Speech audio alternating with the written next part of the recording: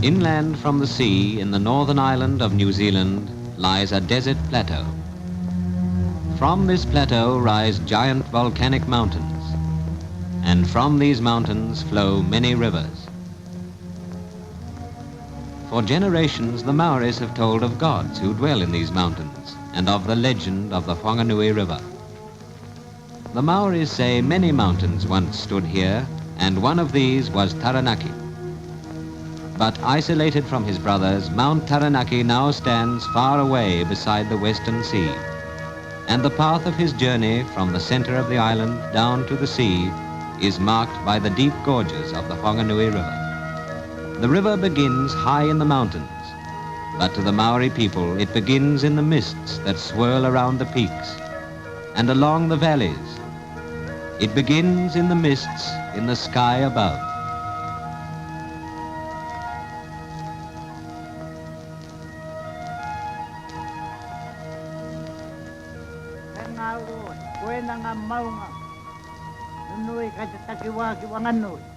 In ancient times, there stood at Taupo, in the center of this island, a group of powerful mountains. Greatest of these was Tongariro. His wife was Pihanga, whom Tongariro tenderly sheltered from the east and west wind.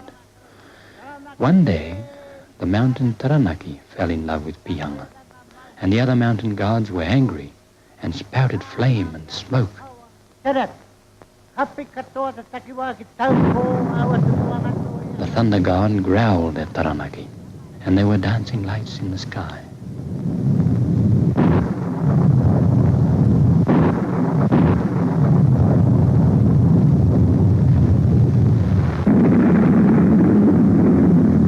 The mountains threw up fumes of vapor, and the mists caught fire.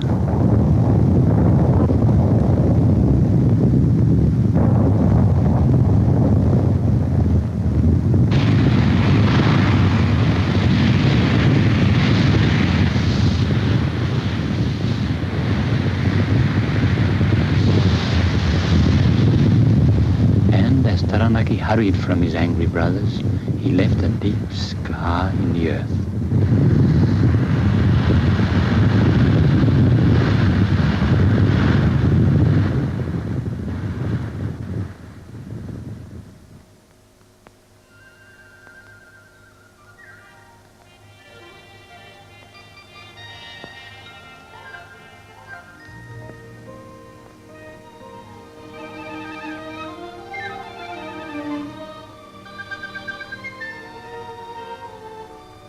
And from caverns deep in the volcanic cones, there welled forth 1,000 springs, healing the scar left by Mount Taranaki's departure.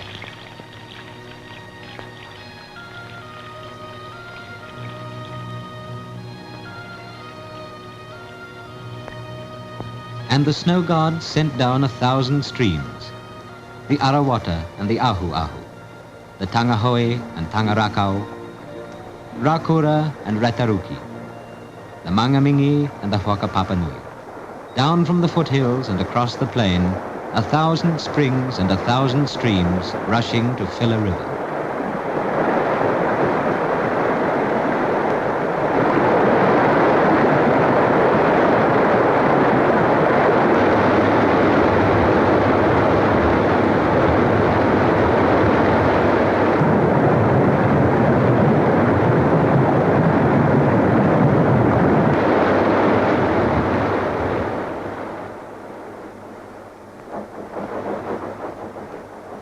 Born of snow and mountain springs, the river speaks. River of legend called Whanganui that the Maoris use as a water highway.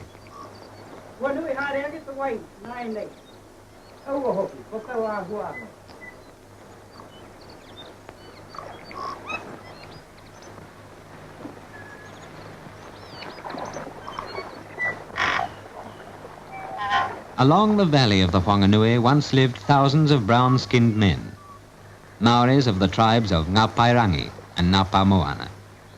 They came in the great Polynesian migrations of the 13th century.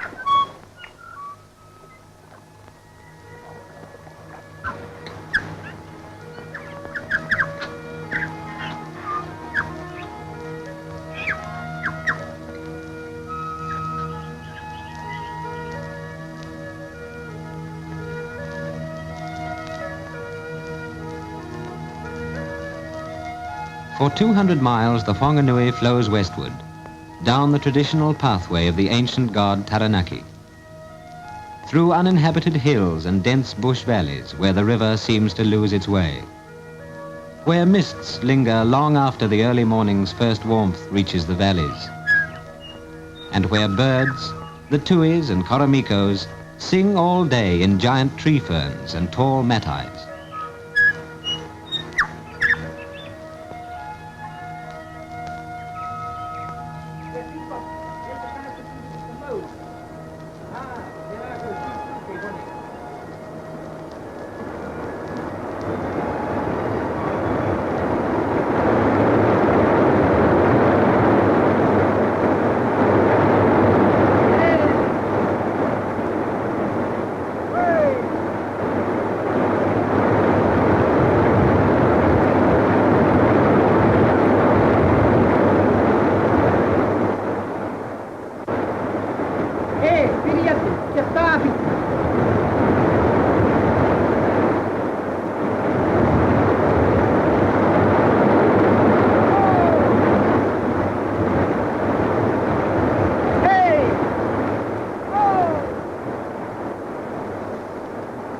All the river was theirs, its bush, its birds and fish, its deep, refreshing waters.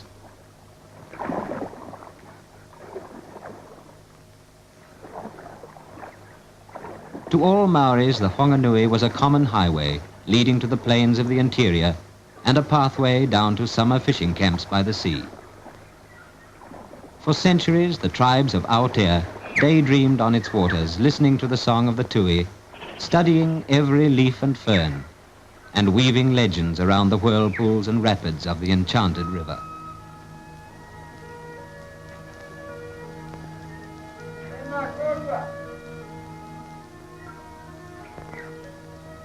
When did you leave Mangapurua?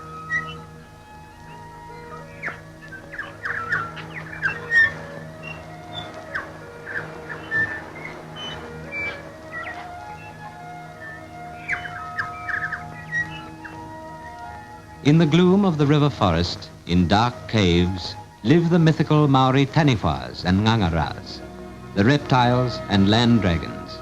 He came and made his lair in a cave that winds far into the cliffside. He's 12 feet long, with a tail like a tuatara.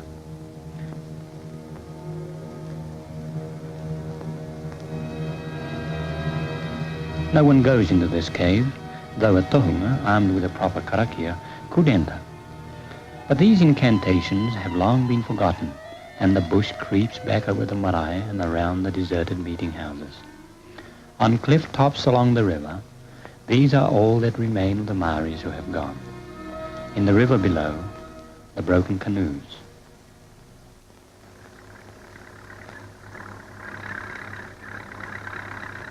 Up the river came the white man, and with the white man came red nightcaps, razor blades, and rifles. And with rifles, tribal wars became deadlier.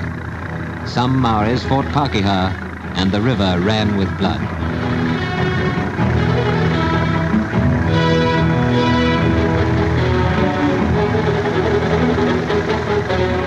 But within a generation, the war drums that echoed down the gorges had gone. The bush was felled and burnt and gave way to grassland for cattle and sheep.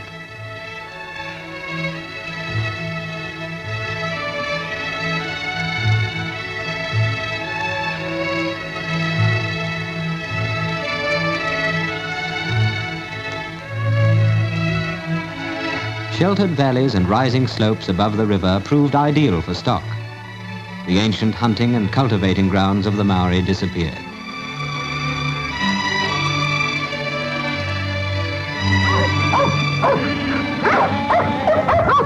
Every summer, out of the shearing sheds comes the Whanganui wool clip on its journey to the river mouth.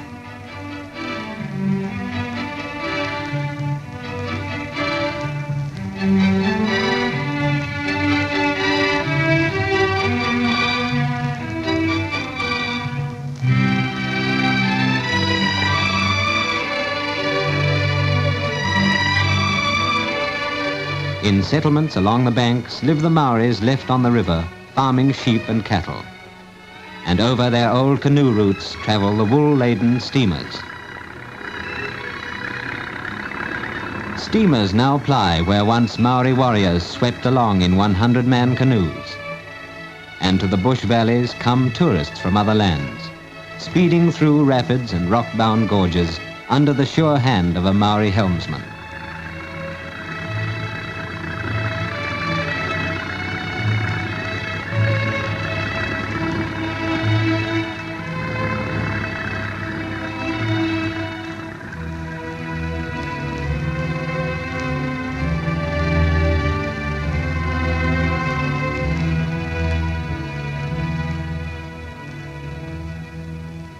The Whanganui flows out from the hills across the flats towards the coast. Soon the river deepens.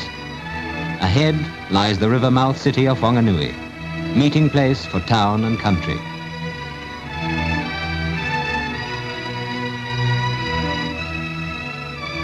Here live the people of the coast who serve the town and farming district. Shopkeepers and freezing workers, wool brokers and shipping agents. Men with a stake in the river, as the Maori had when he fished for eels and hunted in the bush that stood on these banks a century ago.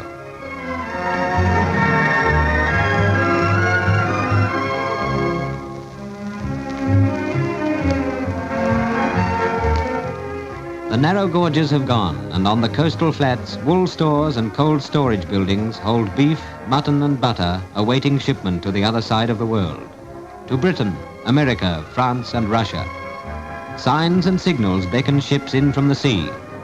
The river is hardly a river any longer.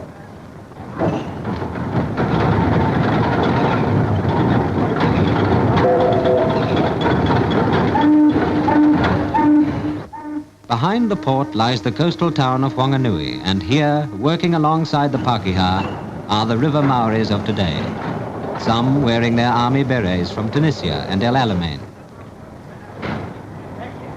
But now the river hurries no more, and beyond lies the sea.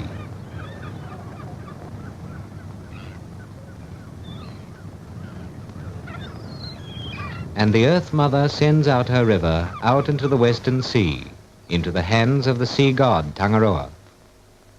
And the winds of the ocean take these waters to where sea meets sky and gives them back to the heavens, where dwells the Sky Father, from whom these waters first came.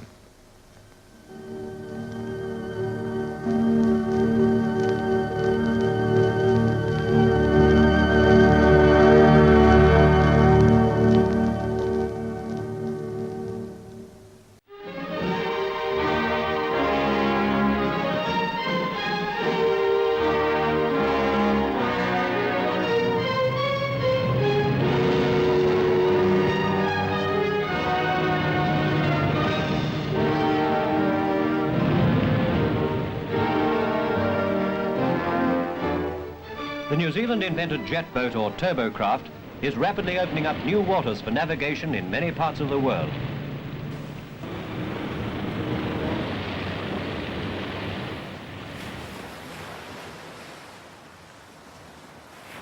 From the coast we go inland, up to the water-filled gorges of the North Island's Whanganui River, where side streams drop in from overhead.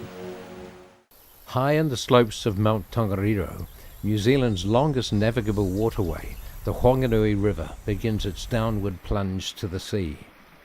It's not much more than a trickle as it passes under the road near Lake Rotoaira.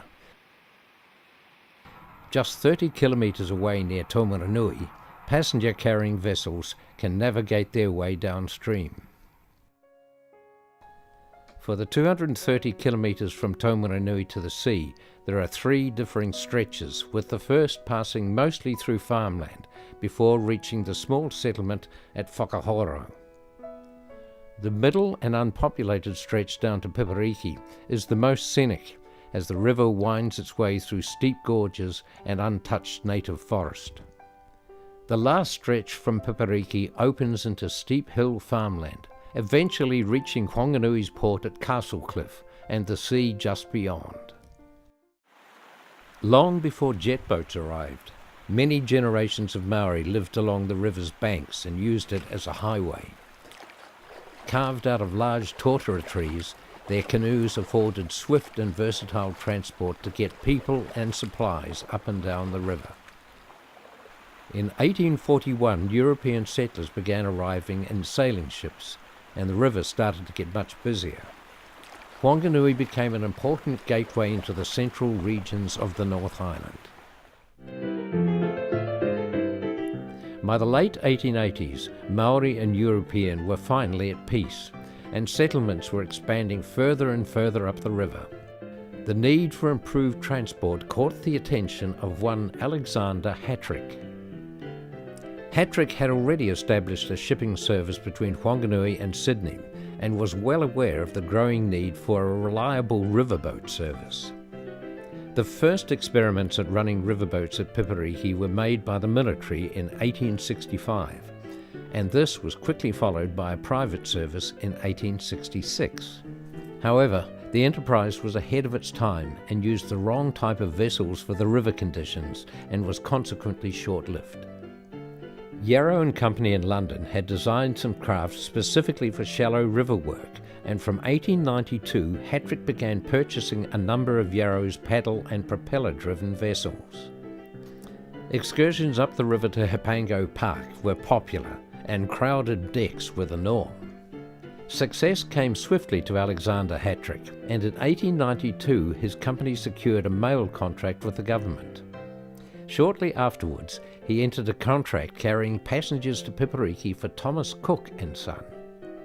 In 1903, Hattrick extended the route through to Taumaranui. For the overnight stays, Hattrick acquired a luxurious hotel at Pipariki and constructed a large houseboat, which he moored near the Ohura River. This was before the completion of the railway between Wellington and Auckland, and it became a preferred option for travellers, as the only other practical route was by sea. The shallow draft riverboats were not only used for passengers, but moved farm produce such as wool. Without these versatile rivercraft, getting the heavy wool bales to the seaports for export would have been near impossible.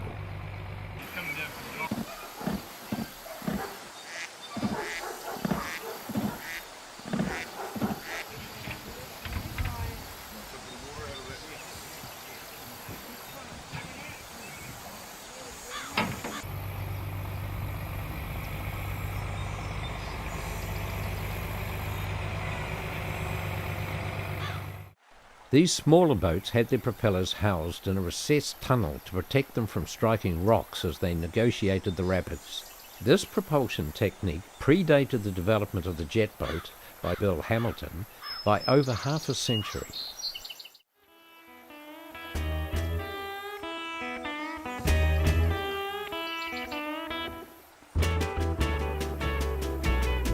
In the 1950s, unique scenes of the Ongarui and the Waireka at Pipariki were captured on 8mm film, as was Pipariki House.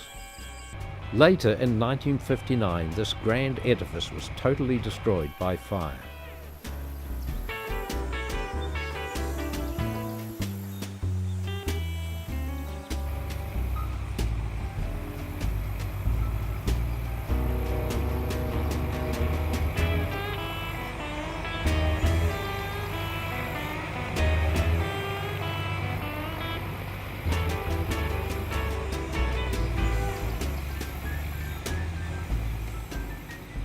After being out of operation for a number of years, in the mid-1980s, the Ongarui was spruced up for display and retirement at Pipariki. After being there for around 20 years and deteriorating badly, it was gifted to the Whanganui Riverboat Centre and is now there on permanent display.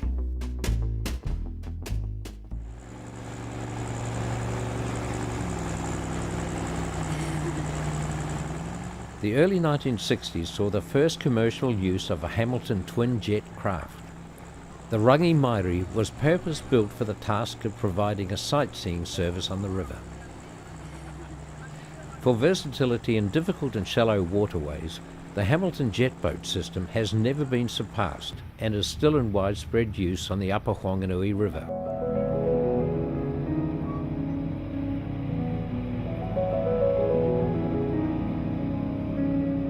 After many years of canoe guiding on the river, in 1990, long-time operator Robert Baldwin built the Adventurer, installing a jet unit in it and calling it a motorised waka. In 2009, Baldwin constructed a larger riverboat with the goal of recreating the earlier riverboat era and once again taking tourists to and from Taumaranui.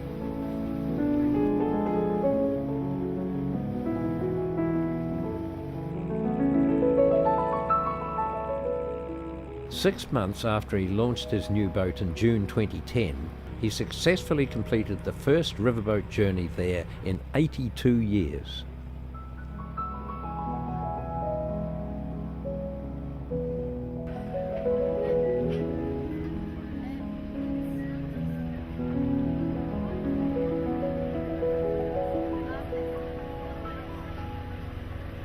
With 3 shallow draft vessels currently operating on the Whanganui River, the Hattrick riverboat legacy is still very much alive, and with every sign that it will continue for many years to come.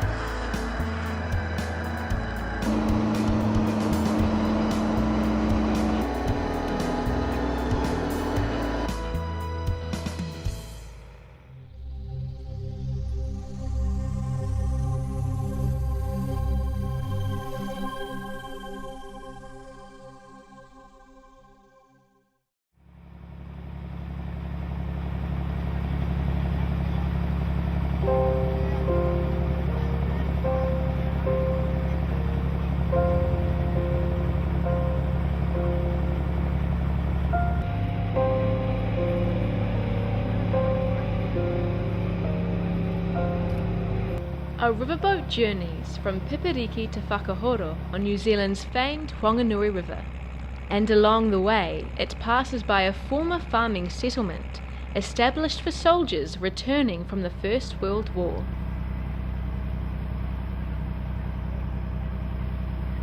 The journey retraces the route earlier riverboats travelled a century or so ago, when they provided an essential service, keeping farms and settlements supplied with their everyday needs. However, nowadays, there is nothing left. At Ramanui, 20 kilometres upriver from Pipiriki, Mandy and Joe Adams breed horses and raise cattle on their isolated farm. With the famous Bridge to Nowhere only a short distance away, they also have a fleet of jet boats and provide accommodation at their Bridge to Nowhere lodge. In 1917, as the First World War was nearing its end, Allied governments around the world were aware that along with the large number of wounded soldiers that had already been repatriated, many more soldiers would soon arrive back home, and employment for them all would become imperative. In New Zealand, the government began acquiring a large amount of land throughout the country for allocation to the returned soldiers. Between Rātahi and the Whanganui River, north of Pipiriki, there was a large area of unoccupied steep bush-covered hill country, and the government subdivided this into 45 farms.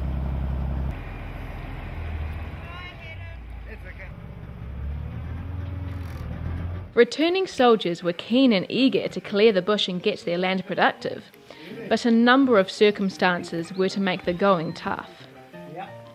Many talk of the poor quality of land and inexperience of the soldiers, but these were not the main reasons that all of them eventually walked off the land.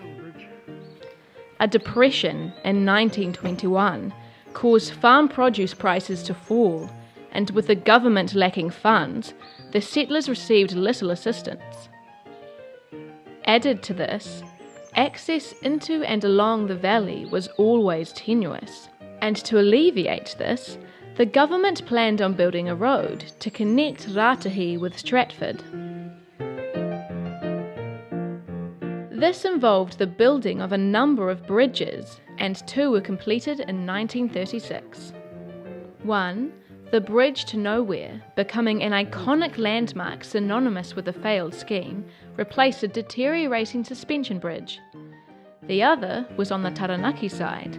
However, the one needed to get across the Whanganui River was never built. This left the Mangapurua Valley very isolated, and to compound matters even further, those who were still there had to contend with the 1930s depression, and by 1942, only 3 families remained. During that year, a large downpour washed away portions of the road, and as the government did not want to make any further repairs, they closed down the valley permanently. Today, parts of the old road, a few exotic trees, the occasional brick chimney, and the Bridge to Nowhere are all that remain. The term Bridge to Nowhere was coined a few years ago by a tourist operator who took visitors there by jet boat, so it was appropriate to call the second bridge, as it was still being used, the Bridge to Somewhere. Now, standing in solitude, this Bridge to Nowhere serves as a lasting symbol of the ill-fated settlement in the area known as the Valley of Abandoned Dreams. With still many hours ahead of them before they reach Whakahoro, the passengers head back to their waiting boat, a modern version of the riverboats from around 100 years earlier. The Mangapurua Valley was not the only valley settled, and the boat stops briefly at the Otumangu landing further up the river to inspect what remains of the old tea room that once served early riverboat travellers. There are very few signs of this or the adjoining farm. However, there were still plenty of thriving hydrangea bushes, one of which managed to find its way onto the boat. A little further up on the opposite bank, and well above the river, is an old farm at Mangawaiti, which has been made into a campsite by the Department of Conservation to provide for canoeists travelling down the river.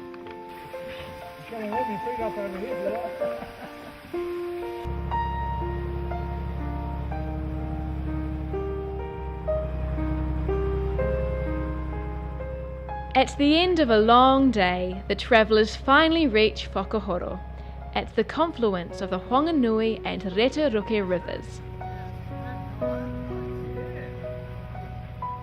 This is one of the main starting points for canoe journeys down the river, as it has the only road access between here and Piperiki.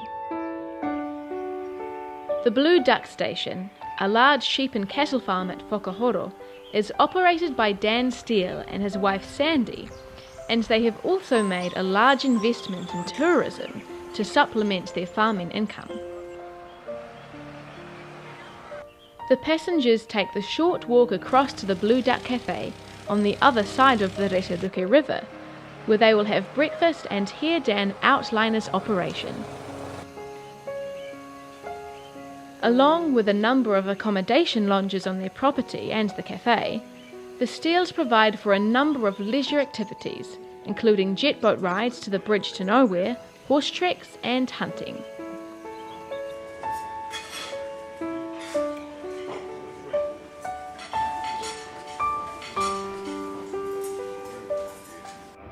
is one end of the Bridge to Nowhere settlement farms, if you like. Between here and the Mangapurua landing, there was 45 farms, and they started just around the corner here in the Kaiwhakahuka Valley. And we're actually still farming 1,400 acres out there. And so we've got the last farmland out in those farms, which is the better part of about 6 of the returned servicemen farms after World War I. And there was about 16 farms in that greater Kaiwhakahuka Valley, and then 30 farms in the Mangapurua. And so when you see the history here around Whakahoro, this old post office and the old school, the riverboat landing where you tied up last night, the original homestead, this is kind of all the same history as the Bridge to Nowhere history. This is just the northern end of the valleys, and you know, the riverboats used to stop here and down at the Mangapurua landing. So we're opening up some of the old roads and got some bush huts out there and things like the old post office. We're doing up all those old huts, trying to turn the whole place into a big working museum, essentially looking after the history and allowing people to get out and share it and explore it. Yeah, that's it. Thank you. Next station. The story of the failed farming scheme is complex and requires a much deeper exploration than has been possible in this short film. A feature film is currently being planned, and this can be achieved given sufficient resources and the necessary support.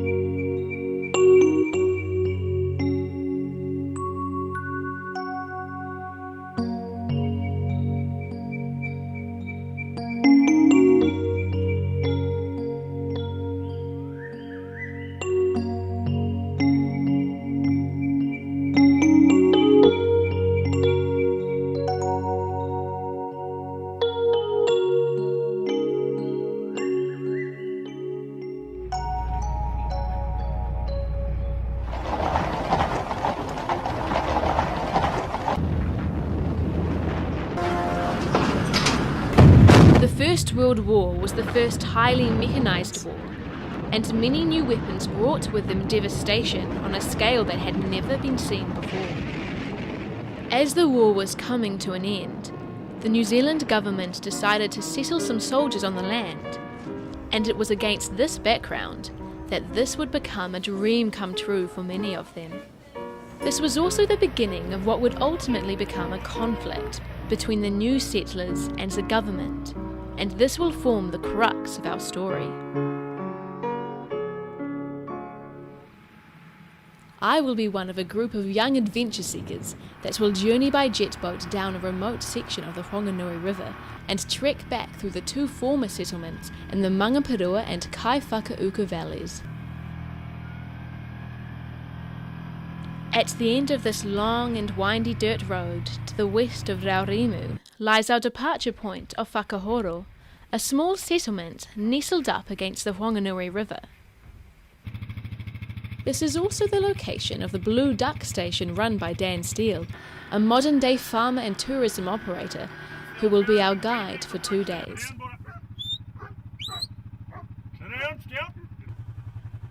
He has a direct connection to the early soldiers that returned from the First World War, as some settled in this area and farmed on some land he now owns.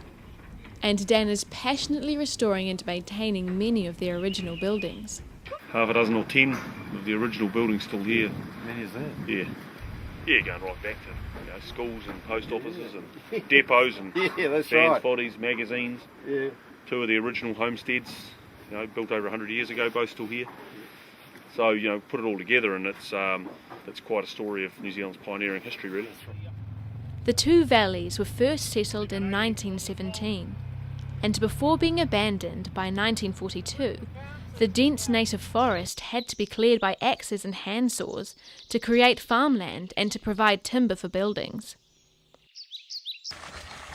We will start our river journey from Lacey's Landing, named after one of the original settlers in the area, and from where Dan operates his jet boats. The Mangapurua Landing was the disembarking point from the early riverboats for these soldiers, and it will be from here that we will start our 2-day trek.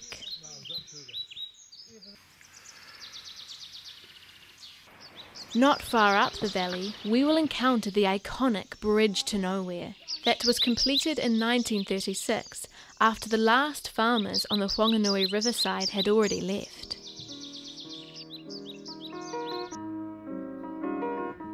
Along the way, as we pass historic artefacts and areas of interest, we will utilise recreated scenes to gain an insight as to how their story unfolded.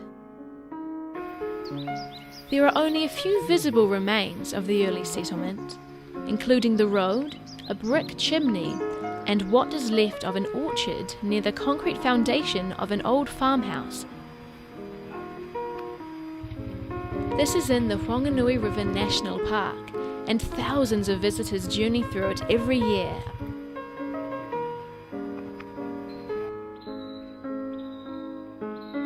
From high on the ridge near the Mangapurua trig station, the Kaiwhakauka Valley stretches northwards towards Whakahoro, and the old depot hut that was used by the early settlers to store their equipment and supplies.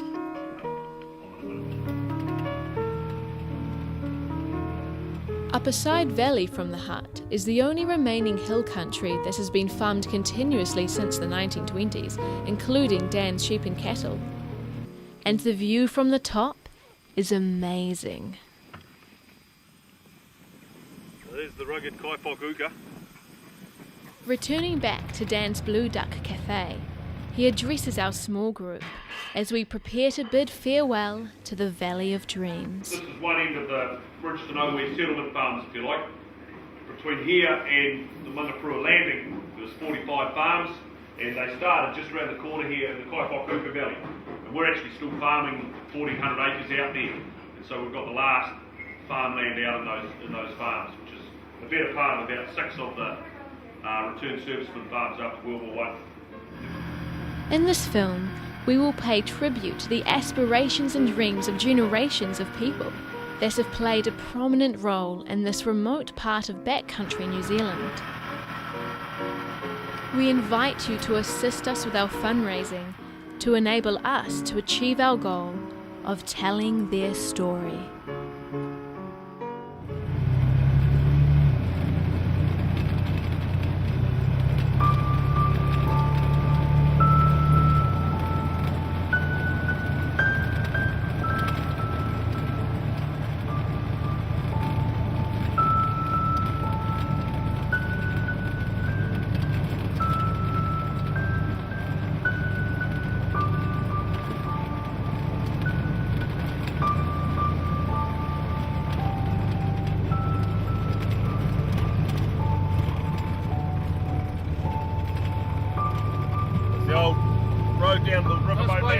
Weights by hand.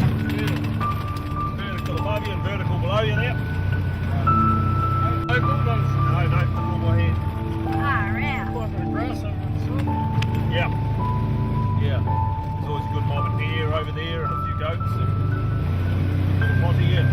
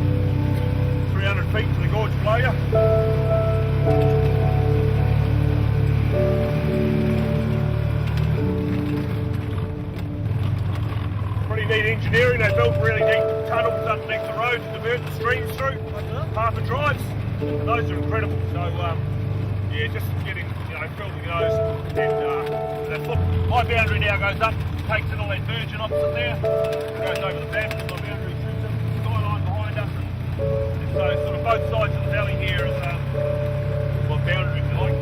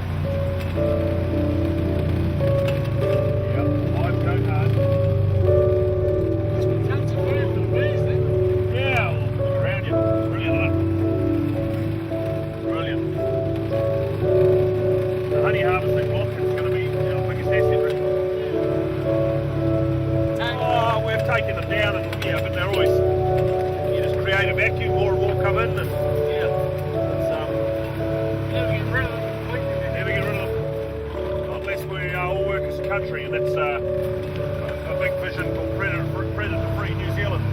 And we'd love to get rid of rats and mustelins and possums out of New Zealand. But it's, that's big picture thinking.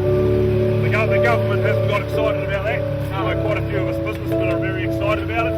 The government's, they just bunch of bonkers really at the end of the day. Where about Peninsula of Wellington? Pretty big old structure, eh? We'll use some of the old timbers and, like I said, a bit of heritage preservation. Yeah.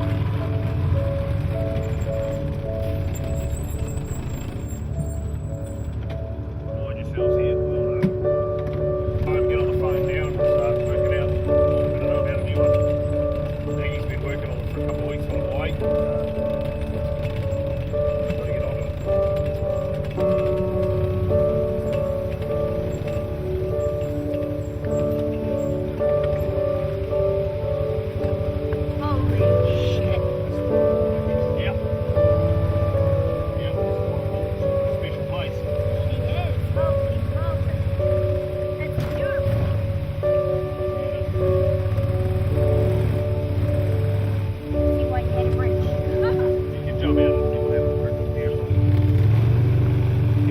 guy there.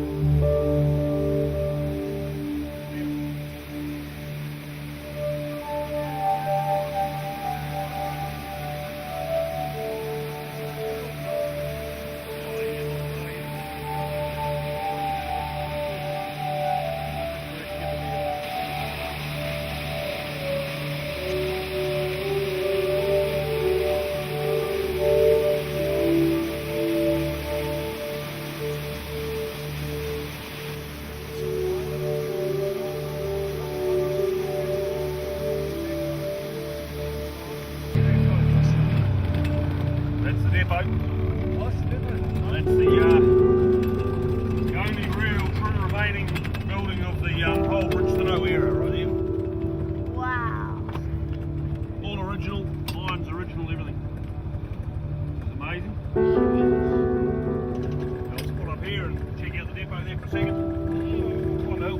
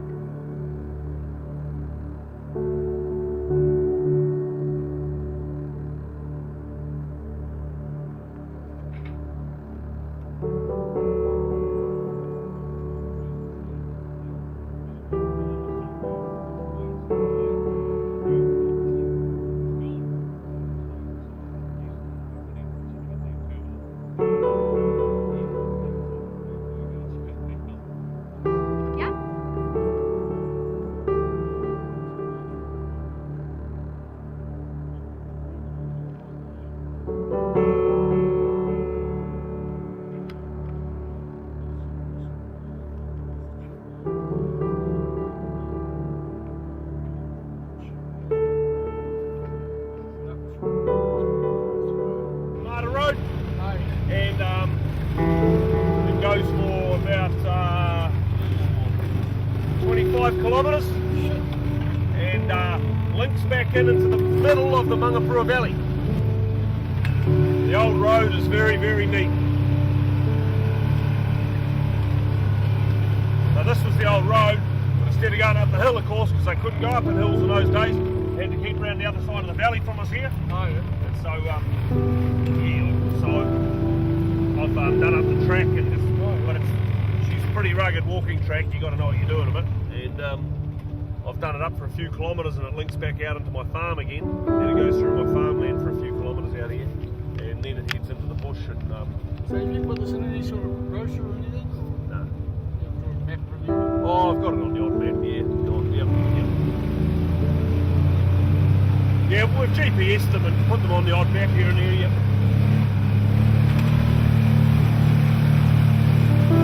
Yeah, pretty special history, I think, yeah.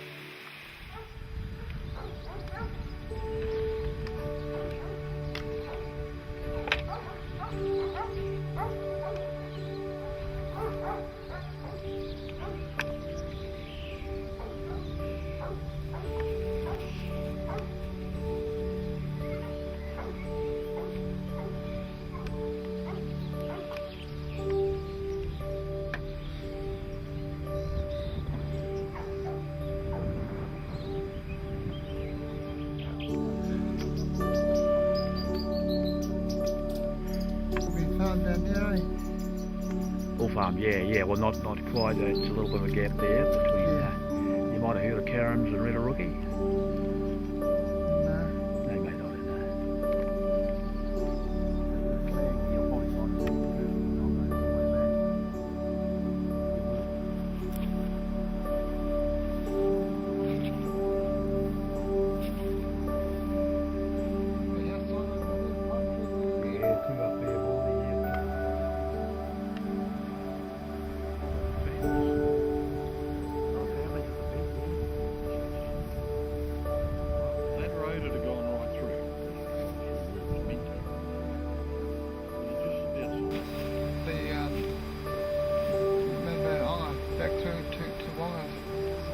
Yeah. So I reckon it's too far up thinking anyway. But the whole thing, I mean, 1935, there's only fucking 5 years.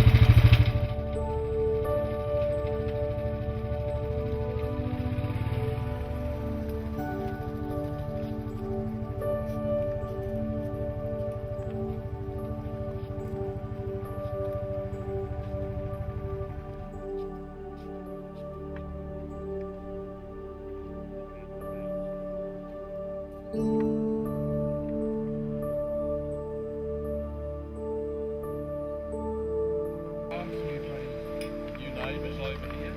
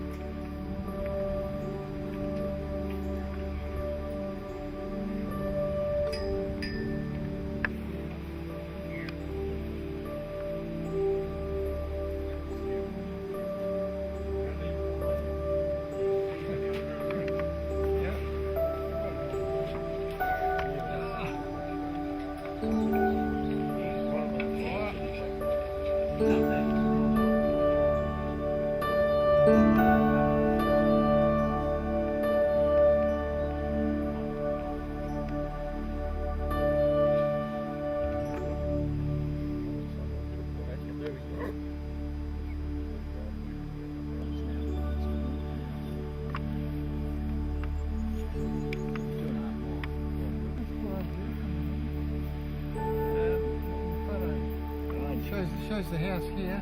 Yeah, Branston and the shopping tree. Oh yeah, there's an engineer. Oh, he's pretty strong. Yeah. Come down here a fair bit. Oh, yeah. Oh, would he?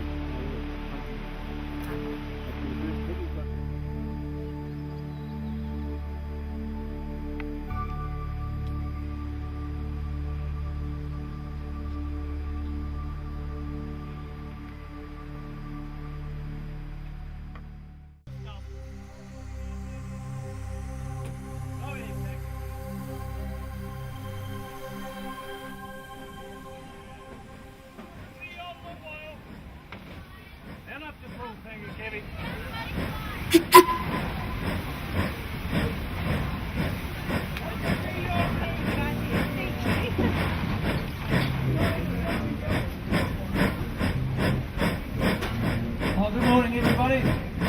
Welcome to the Waimari.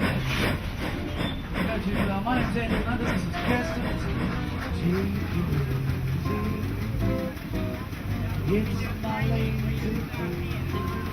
My great-grandfather, Wāta Weremu Hipango, donor of Hipango Park back in 1913, was the local rangatira, chief of the lower reaches of the Wanganui River, in fact right through the Wanganui River, and the Wanganui community settled by Pākehā and also living together as a community with Māori, knowing that the leisure and pleasure of the day was to riverboat up the river, I understand decided to set aside a portion of land for the use, enjoyment and benefit of the whole of the Wanganui community. So we were invited as descendants of Korowata to be part of this special occasion. With Bennett Main as Wanganui Mayor, and just happened to be the descendant of Wāta, with us both being up here to share this occasion today. And the handover from the Wanganui Riverboat, or the Friends of the Wanganui River, hand over the photograph. It captured the image of the exchange of the deed of gift from Korowata to the Wanganui Borough Council, as it was at that time. It is one of the parks that's on the edge of the urban area, and so as such it's not the one that most people know about, but it is one that was gifted to us by one of our forebears. In this particular instance it was one of our Māori forebears, so that makes it even more interesting because there's less of those.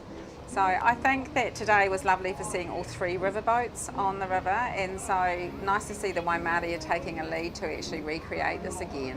And if we could get all three of them running up like this, then I think it makes it a much bigger occasion, and I'd love to see regular trips. And I think that people forget that there are ways to get there, and the Waimarie, since it's been operating, has been concentrating on its trip to Upukonaro because it's easier and shorter. But I think that the more people got to know that there was an opportunity to go with families and do the old-fashioned things that we all used to enjoy, sit around and have a picnic and play games, I think that people would start to see it as something really special to Wanganui.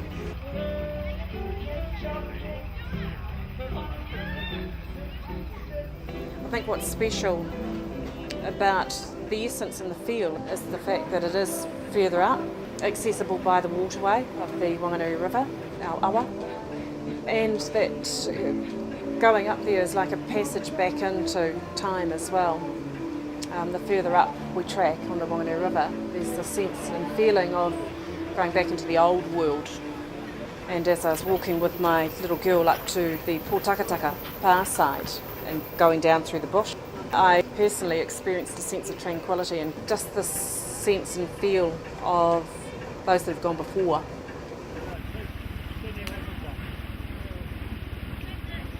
I think it's something that we should respect and honour, and coming on this cruise today I think does honour that gift, that very generous gift. And lovely to have the Hipango family here to know that their forebears gifted something to the city that's enjoyed by so many generations.